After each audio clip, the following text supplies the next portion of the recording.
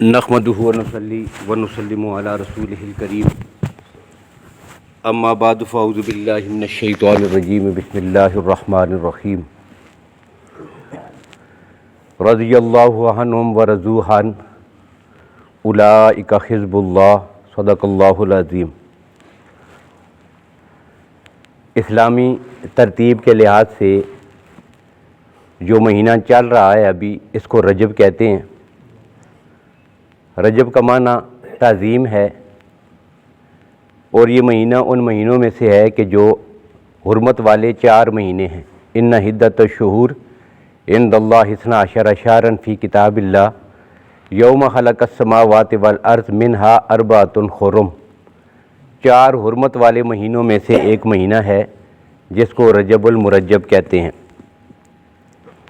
اب اس مہینے میں اور بھی بہت سارے واقعات پیش آئے ہیں، لیکن ایک بڑا واقعہ اس میں یہ پیش آیا کہ اسلامی تاریخ میں اس کی 22 تاریخ کو سن 60 ہجری میں 22 رجب المرجب کو نبی اکرم صلی اللہ علیہ وسلم کے برادر نسبتی، آپ صلی اللہ علیہ وسلم کے ہم زلف، امیر المومنین، امام المتقین، کاتب وحی، خال المسلمین، امام تدبر و سیاست، اور جس نے 20 سال سے زیادہ عرصے تک آدھی دنیا پر نبی اکرم صلی اللہ علیہ وسلم کی خلافت کا علم لہرا کر فتوحات کی وہ عظمتیں دنیا کو دکھائی ہیں کہ تاریخ میں اس کی مثال کہیں بھی آپ کو نہیں ملے گی۔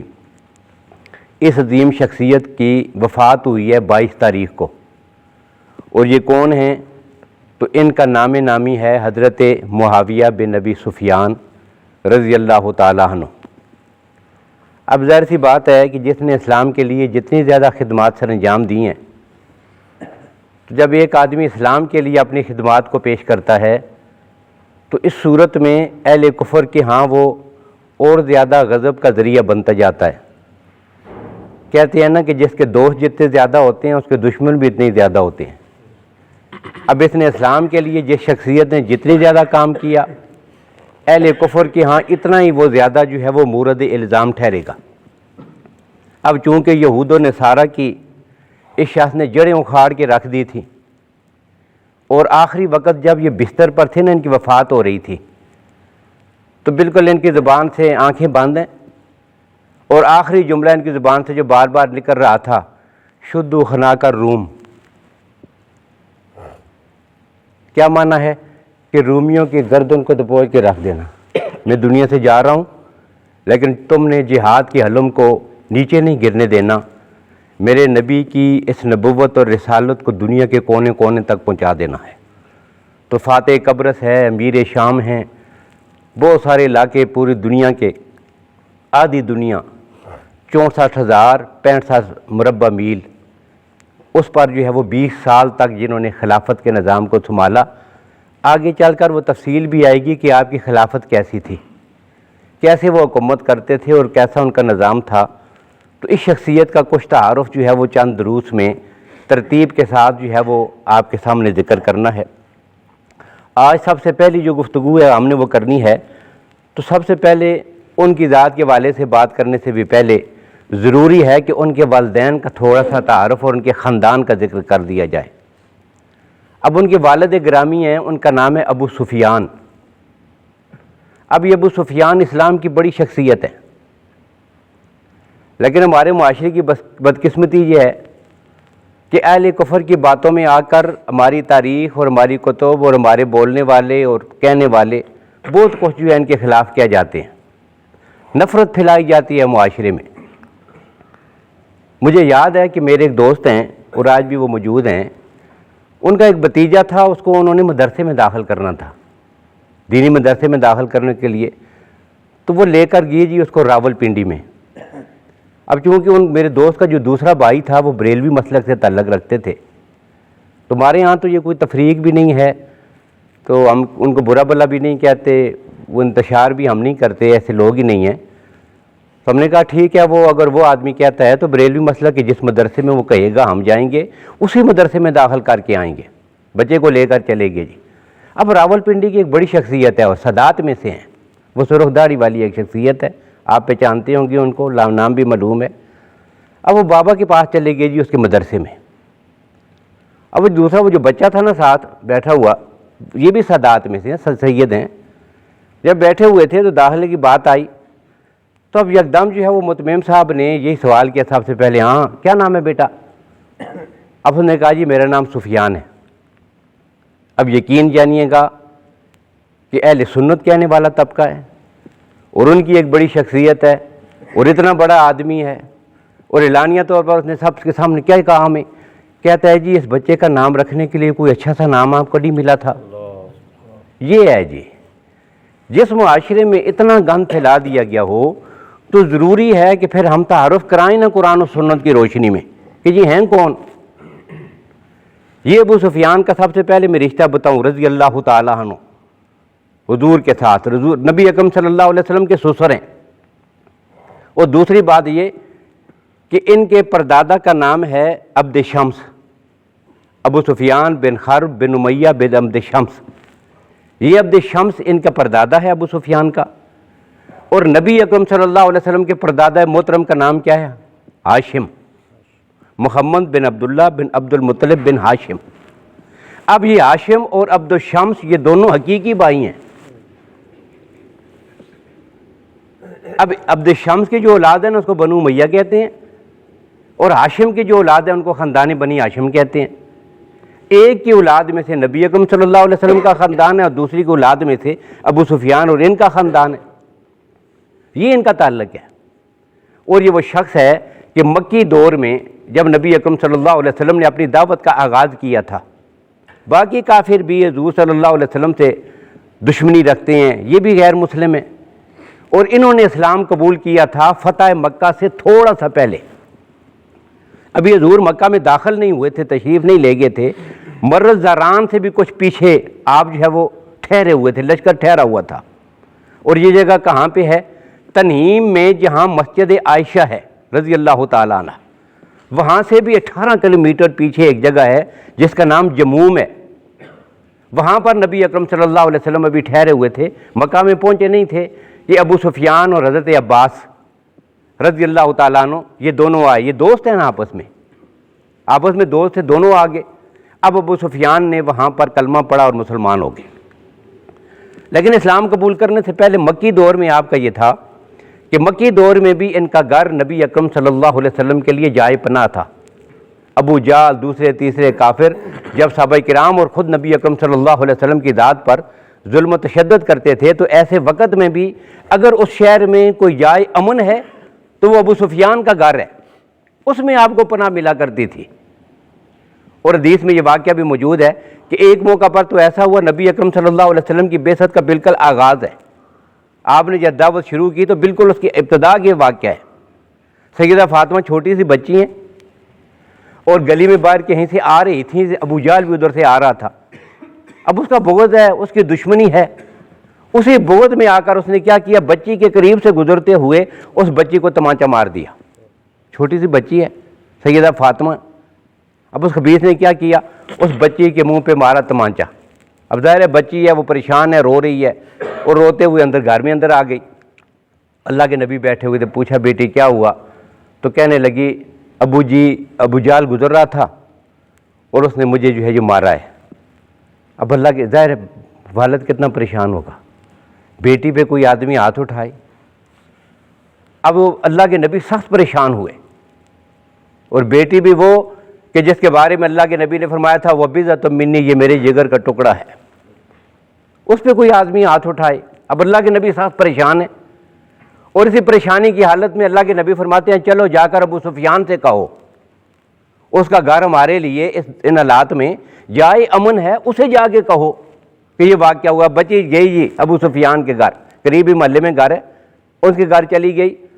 اب ابو سفیان نے جب اس کی بات سنی بچی کی تو بچے کو ساتھ لیا اور ابو جہل کا پتہ کرنے کے لیے باہر نکل آیا تو حرم میں بیٹھا ہوا تھا ابو جہل، 2-4 اور بھی ہیں، گپ شپ ہو رہی ہے، بیٹھا ہوا ہے آکڑ کے۔ اب ابو سفیان آگے یہ داخل ہوئے حرم میں، ابھی کلمہ نہیں پڑھا تھا اس شخص نے، اسی حالت میں آیا، بچی کو ساتھ پکڑا ہوا ہے، اور بالکل قریب آ کر بچی کو کہتا ہے کہ جس طرح اس نے مارا ہے نا تیرے منہ پہ، پورے زور کے ساتھ اس کے منہ پہ تمانچہ مارو۔ اب عرب کا اس وقت کا جو سب سے بڑا سردار ہو، اس کے منہ پہ تمانچے مروانا کوئی آسان کام ہے؟ اب بچی نے پورے، وہ غصہ تھا نا بچی کو، پورے زور کے ساتھ دبا کے اس کے منہ پہ تمانچہ مارا، بچی خوش ہو گئی۔ اب ابو جہل نے دیکھا ابو سفیان یہ کام کروا رہا ہے، اب بڑا چہرہ سرخ ہوا، بڑا غصہ آیا، بڑے پیچ و تاب کھائے، لیکن بول نہیں سکتا تھا ابو سفیان کے سامنے، چپ ہو گیا۔ اب بچی وہاں سے خوش خوش واپس آ گئی، میں نے اپنا بدلہ لے لیا۔ اب گھر میں پہنچی، اللہ کے نبی نے پوچھا ہاں بیٹی پھر کیا ہوا؟ اب سارے واقعہ سناتی ہے، یا رسول اللہ یوں ہوا ہے، وہ میرے ساتھ گئے تھے، میں نے بدلہ لے لیا ہے، یوں میں نے اسے تمانچہ مارا ہے، وہ بول بھی نہیں سکا، میں آ گئی ہوں واپس۔ اب اس موقع پہ اللہ کے نبی نے ہاتھ اٹھا لیے، وہی ہاتھ کہ جس کی ایک انگلی اٹھتی ہے تو چاند کے 2 ٹکڑے ہوتے ہیں، وہی 10 انگلیاں میرے نبی کی اٹھی ہیں، پھر وہ دونوں ہاتھ اٹھے ہیں، اور میرے نبی نے فرمایا تھا اللہم لا تنسا حال ابی سفیان، میرے اللہ میں محمد کائنات میں کسی کے احسان کو نہیں چھوڑ کے جاتا، آج تیرے حضور درخواست کرتا ہوں، یہ آج ابو سفیان نے جو میرے ساتھ نیکی کی ہے نا، میں سے کبھی نہیں بھولوں گا، تو بھی نہ بھولنا۔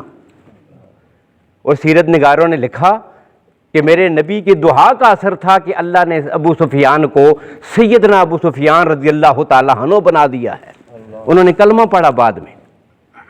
اب یہی وہ کام تھے مکہ مکرمہ میں کہ جب مرز زاران میں آپ نے کلمہ پڑھ لیا، مسلمان ہوئے، تو مسلمان ہونے کے بعد پھر کیا ہوا؟ اللہ کے نبی صلی اللہ علیہ وسلم نے اس موقع پہ بھی اعلان کیا، اور کچھ وقت کے بعد جب اللہ کے نبی مدینہ مکہ مکرمہ میں داخل ہوئے، تو جب مکہ میں داخل ہو رہے تھے تو ایک آدمی آگے لشکر پیچھے ہے، ایک آدمی منادی آواز کرنے والا آگے پہلی گلیوں میں پھر رہا تھا مکے میں۔ وہ کیا کہتا تھا کہ جو آدمی آج حرم میں داخل، لوگوں آج محمد رسول اللہ آ گئے ہیں، وہ فاتح بن کر مکہ میں داخل ہو گئے ہیں، جو حرم میں چلا جائے گا اس کے لیے بھی امن کا اعلان کرتا ہوں، جو اپنے گھر کے دروازے بند کر کے اندر بیٹھ جائے گا اس کے لیے بھی امن ہے۔ اور ایک تیسرا جملہ بھی تھا، اللہ کے نبی ان صاحب کا احسانوں کا بدلہ چکا رہے تھے نا، اور مقام اور عظمت بتا رہے تھے سیدنا ابو سفیان رضی اللہ عنہ کی۔ یا اللہ کے نبی نے اسی موقع پہ اعلان کیا تھا من دخل دار ابی سفیان فہو آمن، لوگوں آج جو ابو سفیان کے گھر میں چلا جائے گا نا تو میں محمد اس کو بھی امان دیتا ہوں۔ یہ ہے جی وہ ابو سفیان، یہ وہ شخصیت ہے۔ اور پھر یہی وہ شخصیت ہے، سن 8 ہجری ہے، سن 8 ہجری میں اسلام قبول کرنے کے بعد ہر موقع پہ رسول اللہ صلی اللہ علیہ وسلم کے ساتھ مشوروں میں شریک ہیں۔ اہل نجران کے وفد آئے اور ان کے ساتھ وہ یہودی ہیں، ان کے ساتھ حضور صلی اللہ علیہ وسلم کے معاہدے جو ہوتے ہیں، ان معاہدوں پہ دستخط کس نے کیے ہیں؟ ابو سفیان کے دستخط ہے۔ اور پھر یہی وہ ابو سفیان ہے کہ اللہ کے نبی صلی اللہ علیہ وسلم جب جو ہے وہ حجت الوداع ادا کرنے کے لیے مدینہ سے مکہ تشریف لائے تھے، یعنی فتح مکہ کے بعد بھی حضور کہاں تشریف فرمائے ہوتے تھے، ان کا رہائش کہاں تھی؟ مدینہ طیبہ میں۔ پھر رہائش اللہ کے نبی نے فتح مکہ کے بعد بھی واپس مکے میں نہیں رکھی تھی، بلکہ کہاں تھی؟ مدینہ طیبہ میں۔ پھر آخری وقت تک رہائش آپ کی ادھر ہی تھی۔ اور جب اللہ کے نبی نے ہجرت فرمائی تھی نا، تو جو آپ کا گھر مبارک تھا مولد النبی صلی اللہ علیہ وسلم، جہاں میرے آقا نبی صلی اللہ علیہ وسلم کی ولادت باسعادت ہوئی تھی، وہ گھر، اس میں کیا ہوا تھا؟ عقیل بن ابی طالب نے قبضہ کر لیا تھا، جو اس وقت غیر مسلم تھے۔ حضرت علی رضی اللہ عنہ کے بھائی عقیل، اس وقت انہوں نے کلمہ نہیں پڑھا تھا، انہوں نے پیچھے کیا حضور کے گھر پہ قبضہ کر لیا تھا۔ کچھ اور خاندان بنی ہاشم کے لوگ جو ہجرت کر کے گئے تھے، ان کے گھروں پہ عقیل نے قبضہ کر لیا تھا۔ اب جب اس واقعے کے بعد حجت الوداع میں نبی اکرم صلی اللہ علیہ وسلم حج کرنے کے لیے، پڑھانے کے لیے تشریف لائے، اب ظاہر ہے وہ کچھ دن مکے میں ٹھہریں گے، حج ادا فرمائیں گے، رہائش کہاں پہ ہوگی؟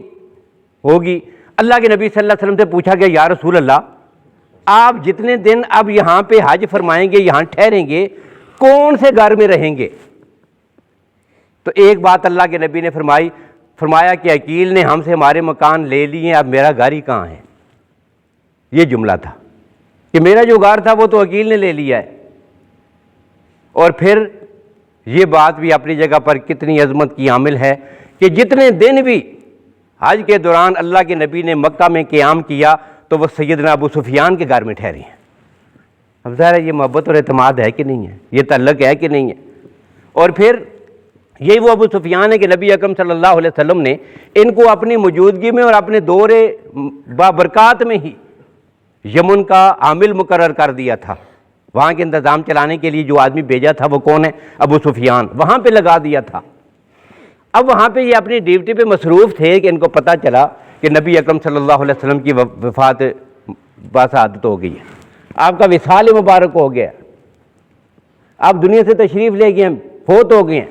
اب ان کو خبر ملی، اور وہاں سے جب وہ واپس آ رہے تھے تو راستے میں آپ کو ایک آدمی ملا جس کا نام تھا ذوالخمار۔ اب یہ وہ آدمی تھا کہ جس نے نیا نیا کلمہ اس نے پڑھا ہوا تھا، اور قبائل کے وہ لوگ جنہوں نے نیا نیا کلمہ پڑھا تھا نا، اور پھر حضور کی وفات ہو گئی، ابھی حضور سے ان کی ملاقات بھی نہیں ہوئی اور دین سیکھا بھی نہیں، بس صرف زبان سے کلمہ ہی پڑھا تھا کہ حضور کی وفات ہو گئی۔ اب انہوں نے کیا کہا؟ جو قبائل مرتد ہو گئے تھے ان کا نظریہ یہ تھا کہ جب اللہ کے نبی نہیں رہے تو ہم کیوں کلمہ پڑھیں، تو مرتد ہو گئے تھے کچھ قبیلے۔ یہ آدمی بھی مرتد ہو گیا تھا، راستے میں ملا ابو سفیان رضی اللہ عنہ کو۔ اب ابو سفیان اسے کہتے ہیں کہ دیکھو مسلمان ہو جاؤ، کلمہ پڑھو، تم نے ارتداد اختیار کر لیا ہے، مرتد ہو گئے ہو۔ اب وہ اپنی ضد پہ اڑا رہا، تو آخر کار یہ ہوا کہ راستے میں ہی ابو سفیان نے اس مرتد کو قتل کیا ہے۔ اور سیرت نگاروں نے لکھا کہ رسول اللہ کی رحلت کے بعد اس امت میں سب سے پہلے جس نے کسی مرتد کو واصل جہنم کیا وہ سیدنا ابو سفیان رضی اللہ تعالیٰ عنہ کی ذات گرامی ہے۔ ان کو یہ عظمتیں حاصل ہے۔ اور پھر رسول اللہ صلی اللہ علیہ وسلم کے دور میں جتنے جہاد ہو رہے تھے سب میں یہ شریک ہوئے۔ سن 8 ہجری ہے، غزوہ طائف ہوا، اس میں یہ بھی شریک ہیں۔ سیدہ ہند ان کی زوجہ بیوی ان کی سیدنا معاویہ رضی اللہ عنہ کی والدہ محترمہ وہ بھی شریک ہیں، حضرت معاویہ بھی شریک ہیں، اور حضرت معاویہ کا دوسرا بھائی یزید رضی اللہ تعالیٰ عنہ وہ بھی شریک ہے، اور ان کی ایک جو ہے وہ بیٹی ہے ابو سفیان کی جس کا نام جویریہ ہے رضی اللہ عنہ، وہ بھی شریک ہیں۔ جویریہ کا جو خامند ہے ان کا داماد ہے وہ بھی شریک ہے۔ اب پورا کا پورا خاندان جہاد میں لگا ہوا۔ اور جب اس غزوے میں غزوہ طائف میں ابو سفیان گئے تھے تو اس وقت سن 8 ہجری میں ان کی عمر تھی 71 سال۔ اب 71 سال کا یہ بابا ہے، یہ اس وقت گیا ہے جہاد۔ اب جہاد میں لڑ رہے تھے تو کیا ہوا، اچانک ایک تیر آ کے آنکھ میں لگا، اور یہ آنکھ کی جو پتلی ہے وہ بالکل گر گئی زمین پر، یہاں سے نکلی اور نیچے گر گئی۔ اب انہوں نے ہاتھ پہ اٹھائی اپنی آنکھ اور رسول اللہ صلی اللہ علیہ وسلم کے پاس آئے، یا رسول اللہ یہ میری آنکھ نکل گئی ہے۔ اب اندازہ کریں یہ کتنی تکلیف کا موقع ہوتا ہے، ہماری آنکھ میں ایک تنکا چبھ جائے نا، ایک ذرہ آنکھ میں پڑ جاتا ہے، سارا دن ہی اس کو ملتے رہتے ہیں، تکلیف ہے جو بڑی آنکھ میں، آنکھیں سرخ ہو گئی ہیں، اور آدمی بھی بوڑھا ہو 71 سال کا آدمی، آنکھ نکلی ہوئی ہے اور ہاتھ پہ رکھی ہوئی ہے۔ کہتے ہیں یا رسول اللہ میری آنکھ نکل گئی ہے۔ اللہ کے نبی فرماتے ہیں 2 باتیں ہیں، ان شیتا فدہوت فردت و ان شیتا فالجنہ، 2 میں سے ایک چیز اختیار کرو، اگر چاہتے ہو تو میں رب سے دعا کروں اللہ کی ذات تیری آنکھ کو بالکل ٹھیک کر دے، اور دوسرا یہ کہ آنکھ کو چھوڑو، اس کے بدلے میں تمہیں جنت کی ضمانت دیتا ہوں، وہ ان شیتا فالجنہ۔ اب آنکھ پھینکی نا زمین پر، پختگی دیکھیو شخص کے ایمان کی، آنکھ پھینکی زمین پر، کہتے ہیں یا رسول اللہ مجھے دنیا میں آنکھ نہیں چاہیے، آپ کے ہاتھوں سے مجھے جنت چاہیے۔ اب ایک آنکھ تو یہاں پہ شہید ہو گئی، ختم ہو گئی، اور پھر اس کے ٹھیک 5 سال کے بعد سن 13 ہجری ہے، سن 13 ہجری میں غزوہ تبوک ہے، سیدنا فاروق اعظم رضی اللہ تعالیٰ عنہ کے دور خلافت میں۔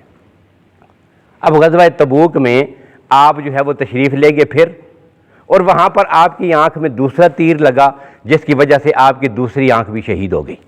تو جس نے اپنی دونوں آنکھیں اسلام کے لیے قربان کی ہوں، یہ وہ شخص ہے۔